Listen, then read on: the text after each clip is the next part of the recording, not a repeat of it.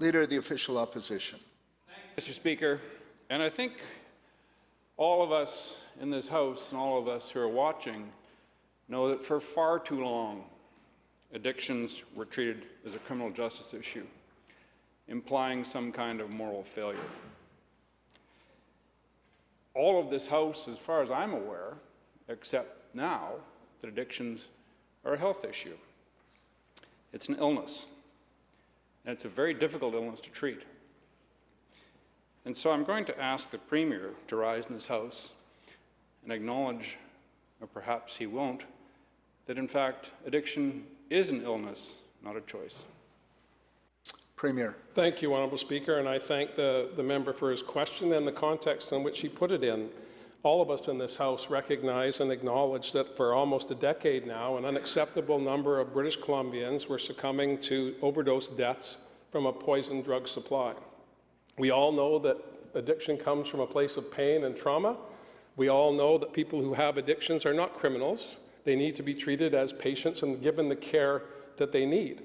And that's why I'm writing to the Prime Minister today to reinforce the conversation I had with the Deputy Prime Minister last week to support the National Police Chief's call to decriminalize possession of opioids so we can stop stigmatizing people who have addictions and start helping them again.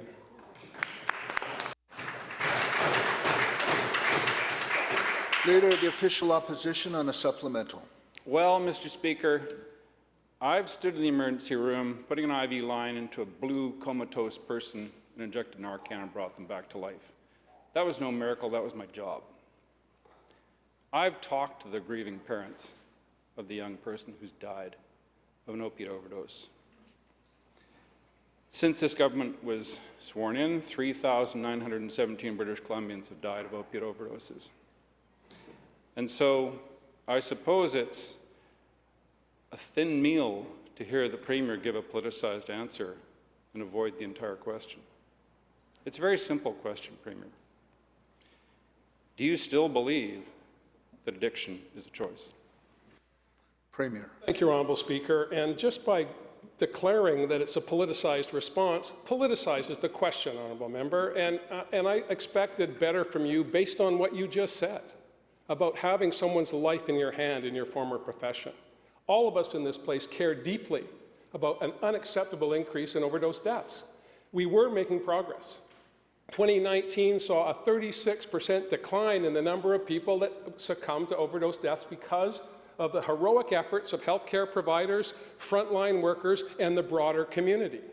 Today, we've seen the highest levels ever last month. The coroner herself said there are a whole bunch of reasons for that. We have an increasingly poisoned drug supply because of COVID-19. Our borders are more closed than they've ever been before. So those who push this poison onto people are putting more poison into it.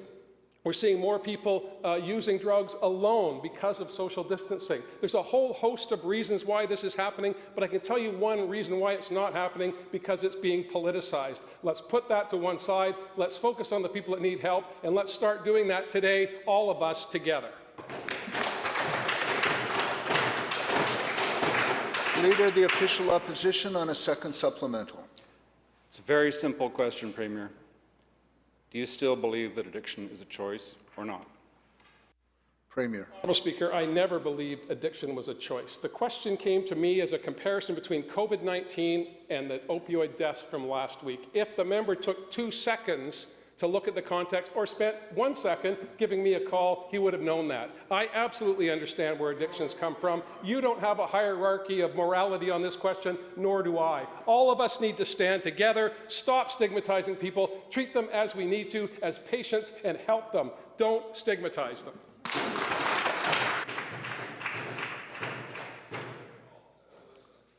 Member North Vancouver Seymour. Thank you very much, Mr. Speaker. Well, we do know that despite the overdose deaths going down before COVID that now have skyrocketed, the total number of non-fatal overdoses continue to rise under this government.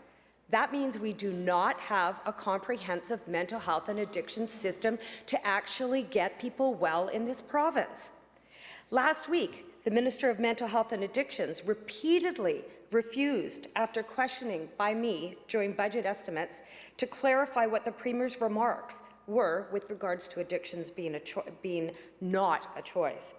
Now that the Premier admits it's his mistake, it is time for this government to admit that they are not doing enough for mental health and addictions in this province. This is what the Mayor of Vancouver said, the NDP Mayor of Vancouver. On the overdose crisis, there is no mention of new support for opioids, overdoses, or safe supply in today's budget. This was this budget this year. So my question is to the Minister of Mental Health and Addictions. Why don't we have a comprehensive and properly funded mental health and addiction strategy in this province? Minister of Mental Health and Addictions. Thank you, Honourable Speaker, and thank you to the member opposite for the question. And we did canvass this extensively in estimates last week, but I'm happy to speak about it further.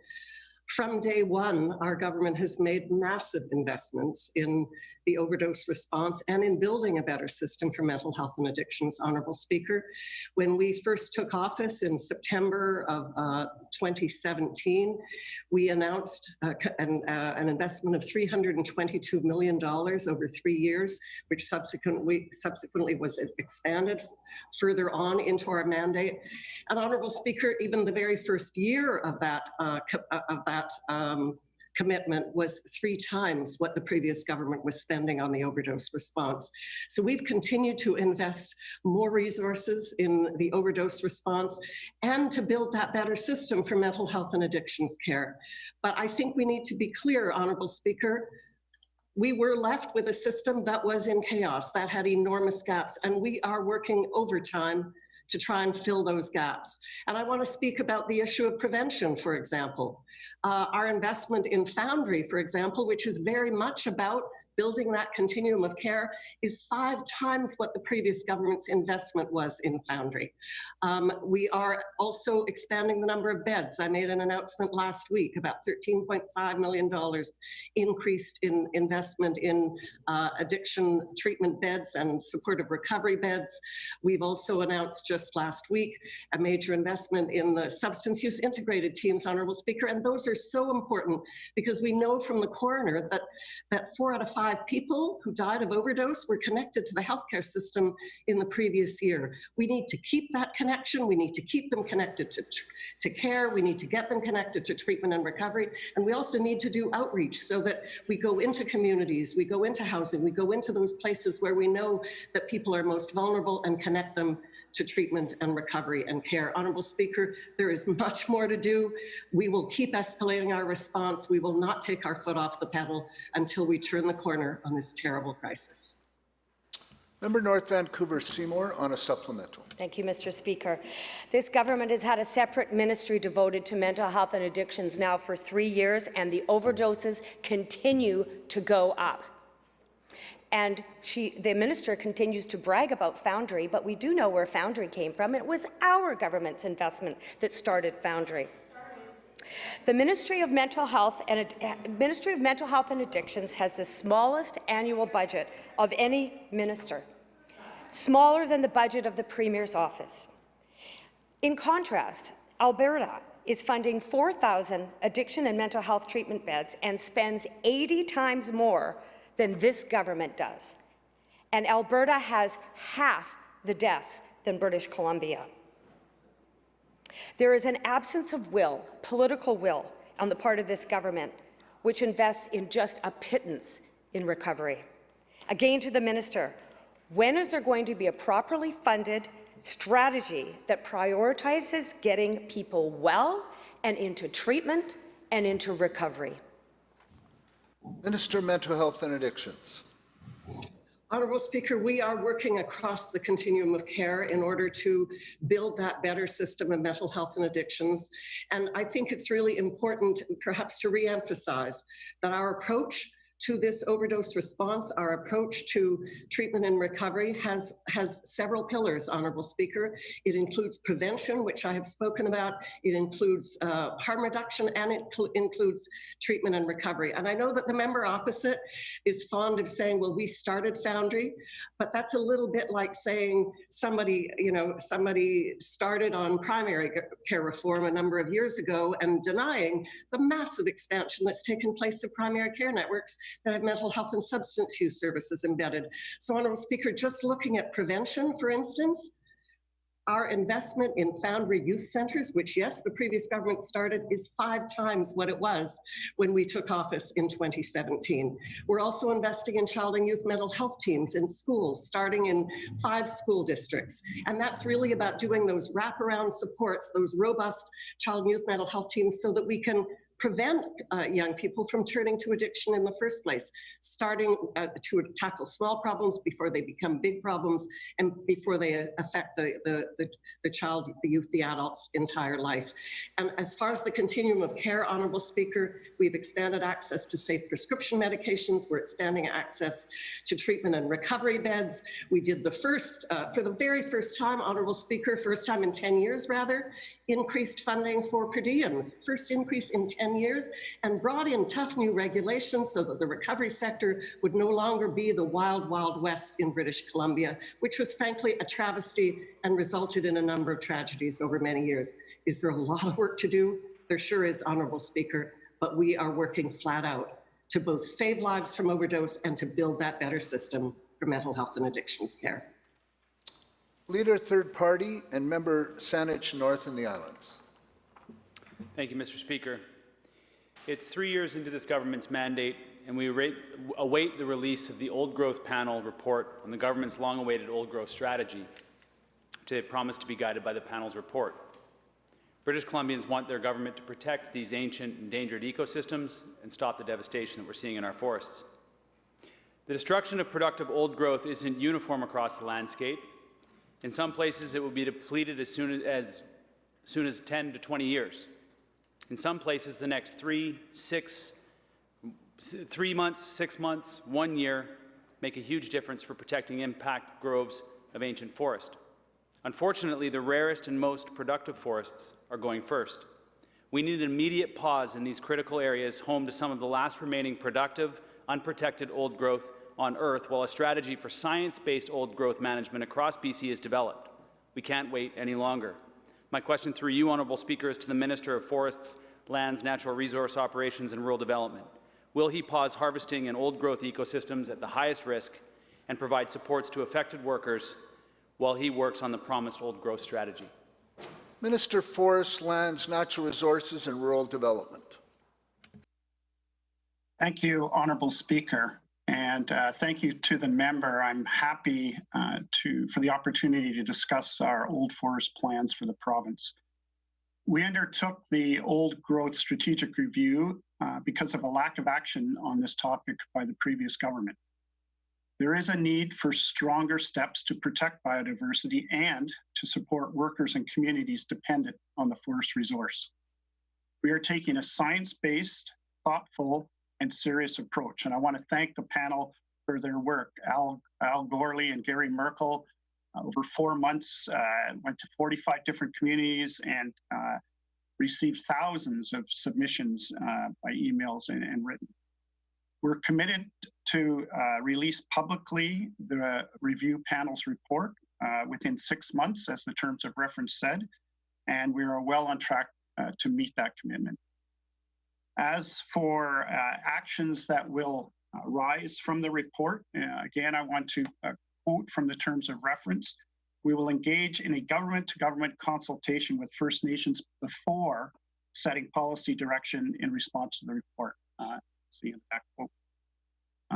Honourable Speaker, that is in the spirit of respect rather than acting unilaterally, and we will also be embarking on a thorough engagement with workers, communities, industry, environmental organizations, and other interested groups in the coming months. Leader, third party, and member for Saanich North and the Islands on a supplemental. Yeah, thank you. And the request was simply to pause the harvesting while that plan was in place. It's difficult for people to see the trees continue to pass through their communities, noting that this panel has been doing their consultation. Mr. Speaker, the debate about protecting old growth is often framed as a choice between protecting old trees and protecting jobs. However, that's not the choice before us. The choice is between a managed transition today and a sudden, abrupt transition when we've cut down the last stand of productive old growth. Let me be clear. We're not talking about sustainable jobs that will continue to exist for the next generation or two. We know from a recent analysis published by independent scientists that the transition from old forest harvest is imminent. We also know that as the high productivity old growth on the land-based is harvested, communities will experience a fall-down effect in jobs will disappear as the volume goes down and the industry logs smaller and smaller second growth. We urgently need a plan to transition forestry workers and communities dependent on this non-renewable resource. My question through you, Honourable Speaker, is again to the Minister of Forest Lands, Natural Resource Operations and Rural Development. The time for transition is now. What specific steps is his ministry taking to transition communities from a dependence on old growth logging, and how much funding is he demanding from the stimulus spending for this effort?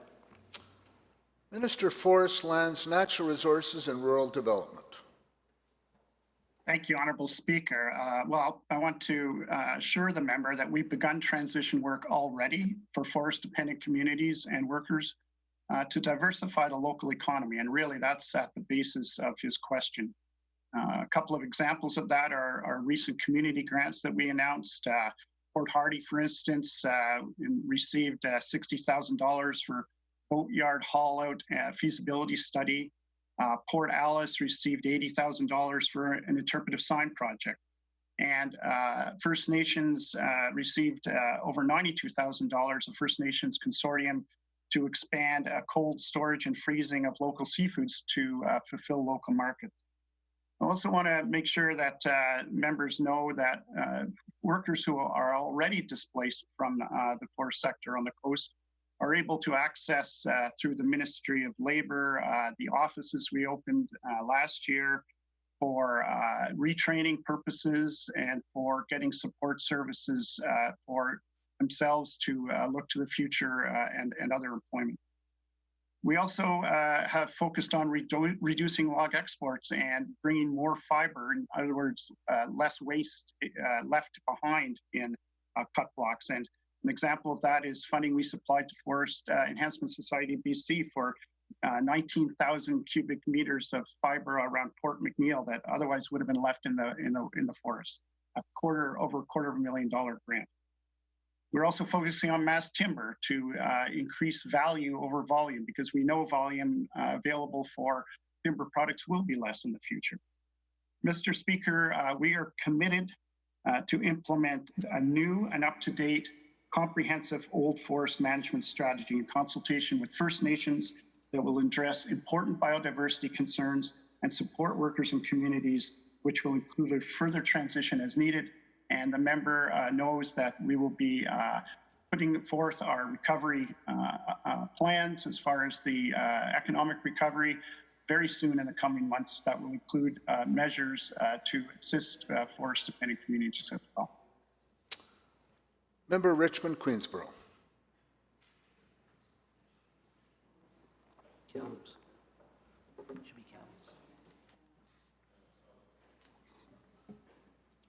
Rather, if you wish, Member Kamloops North Thompson.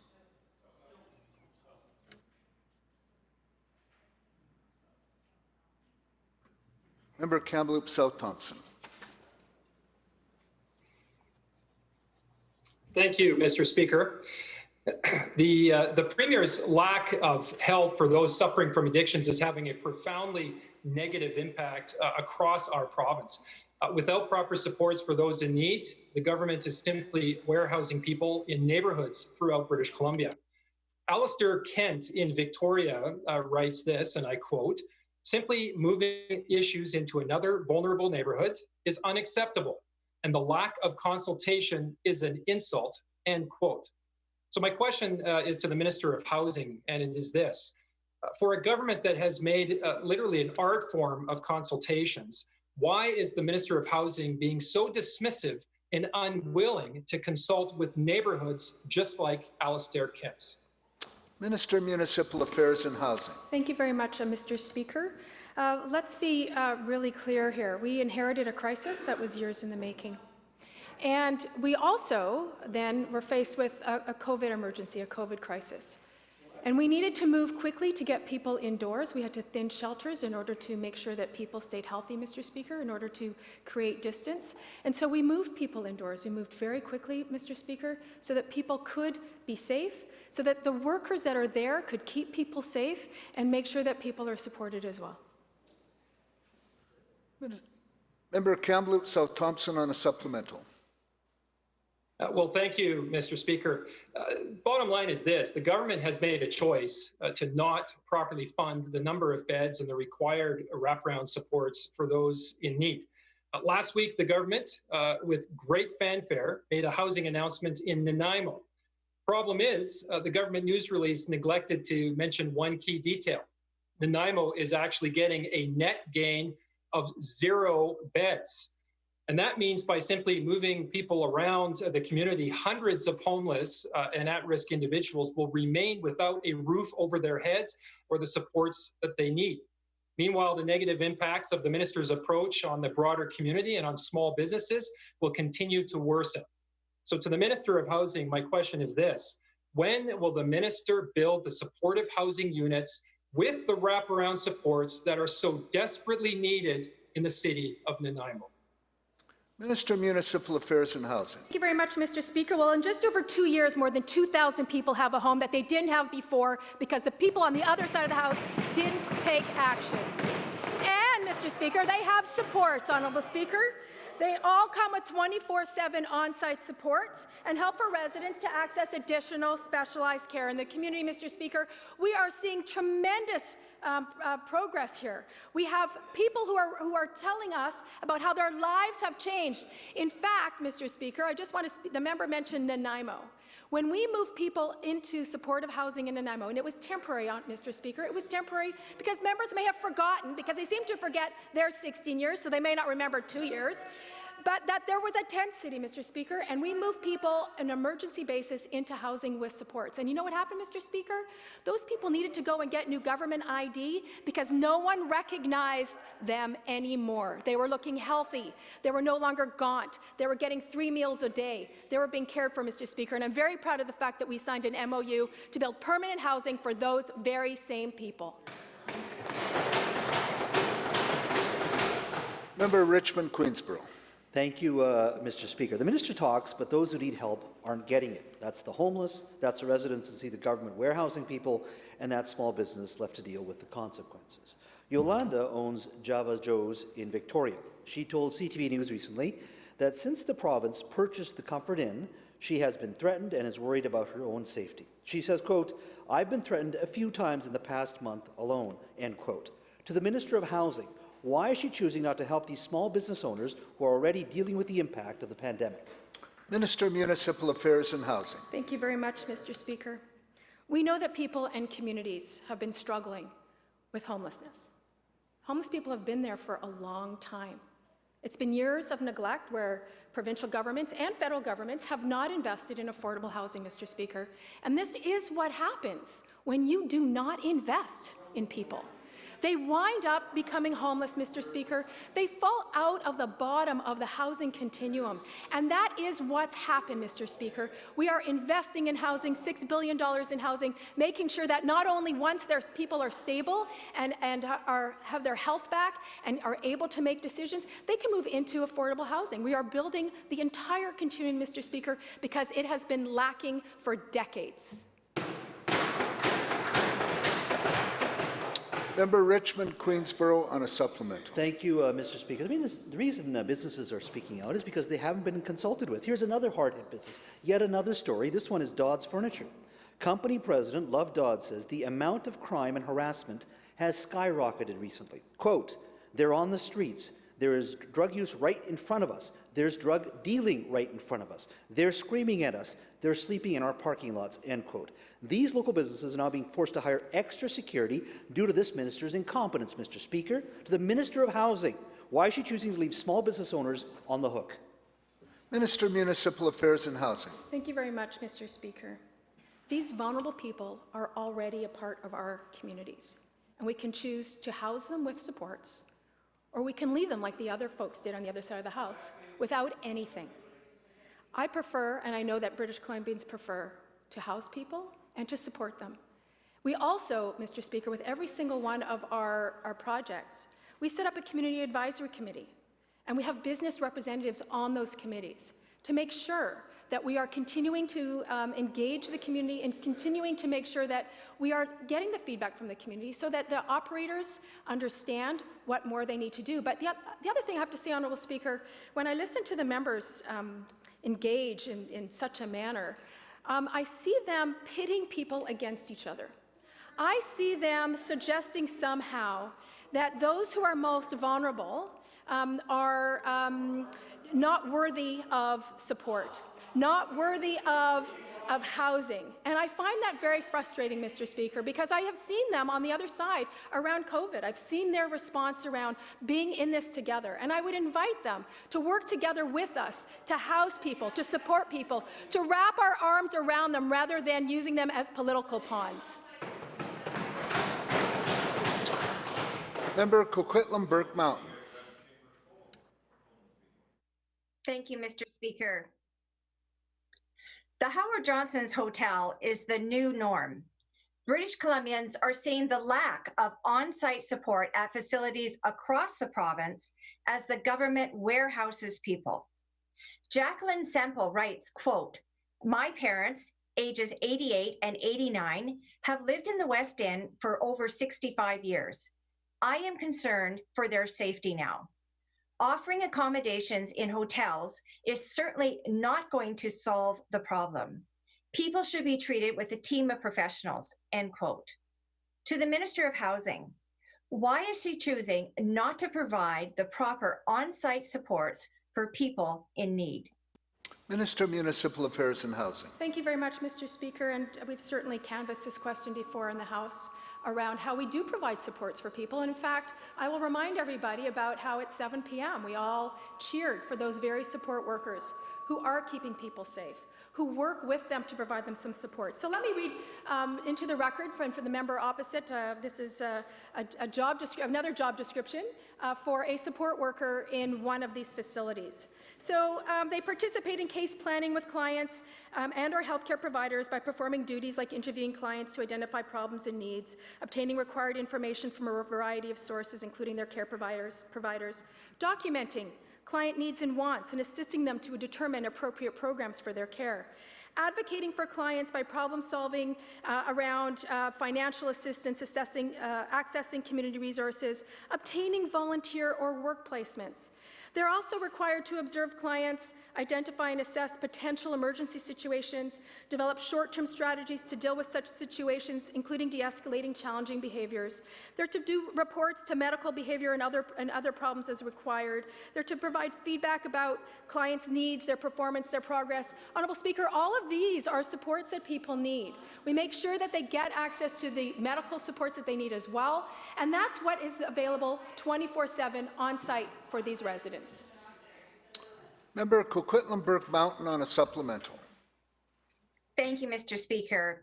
And I think that's the 5th time that we've heard a job description for supportive housing staff. So thank you for bringing that forward again.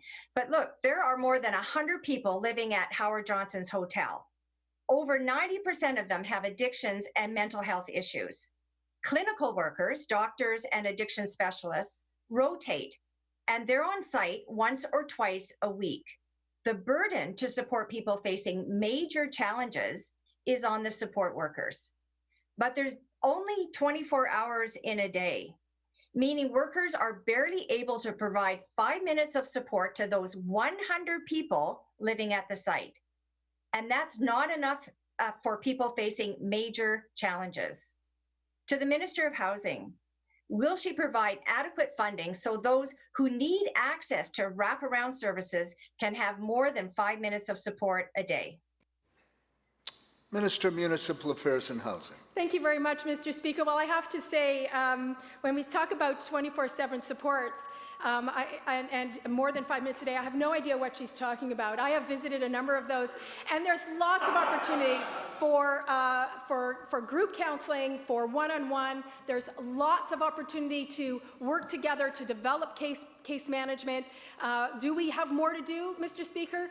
Absolutely, there's absolutely more to do. I am very, very proud of the fact that we have brought in 2,000 units of housing for those very people in just 2 years. Just 2 years. And I look forward to another 10 years when we can bring in thousands and thousands of more housing for these folks. I think that as a government, we have absolutely more to do. There are certainly still more homeless people in communities around this province because it was ignored for so long, Mr. Speaker. We have a plan. We're going to continue delivering for the people, for the businesses, for the communities, because it's not acceptable to have such a significant homeless problem in this province. The bill ends question period.